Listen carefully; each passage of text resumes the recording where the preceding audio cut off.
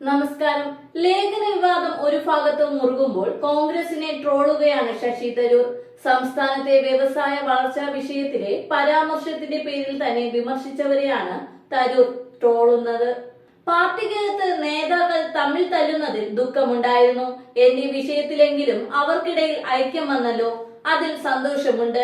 രാഹുൽ ഗാന്ധിയുമായി കൂടിക്കാഴ്ച നടത്തിയ ശേഷം തിരുവനന്തപുരത്തെത്തിയ ശശി തരൂർ പറഞ്ഞു, ലേഖനത്തിൽ ചൂണ്ടിക്കാട്ടിയ കാര്യങ്ങളിൽ ഉറച്ചു നിൽക്കുന്നെന്ന് വ്യക്തമാക്കിയും കോൺഗ്രസിലെ ഉൾപാർട്ടി പോരിനെ പരോക്ഷമായി പരിഹസിച്ചുമാണ് തരൂർ കേരളത്തിൽ മടങ്ങിയെത്തിയത്. പരാതി പറയാനല്ല താൻ രാഹുലിനെ കണ്ടതെന്ന് അദ്ദേഹം പറഞ്ഞു.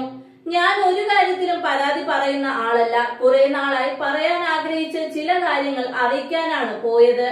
ഒറ്റയ്ക്ക് കൂടിക്കാഴ്ച വേണമെന്ന് രാഹുലിനോട് ഞാനാണ് ആവശ്യപ്പെട്ടത്. തിരഞ്ഞെടുപ്പിനെ കുറിച്ച് ചർച്ച ചെയ്തിട്ടില്ല, അതിനുള്ള സമയമായിട്ടില്ല. കൂടിക്കാഴ്ച വളരെ പോസിറ്റീവായിരുന്നു. എനിക്കൊരു പ്രശ്നവുമില്ല. ആർക്കെങ്കിലും പ്രശ്നങ്ങൾ ഉണ്ടെങ്കിൽ അവരാണ് ആ കാര്യം പറയേണ്ടത്.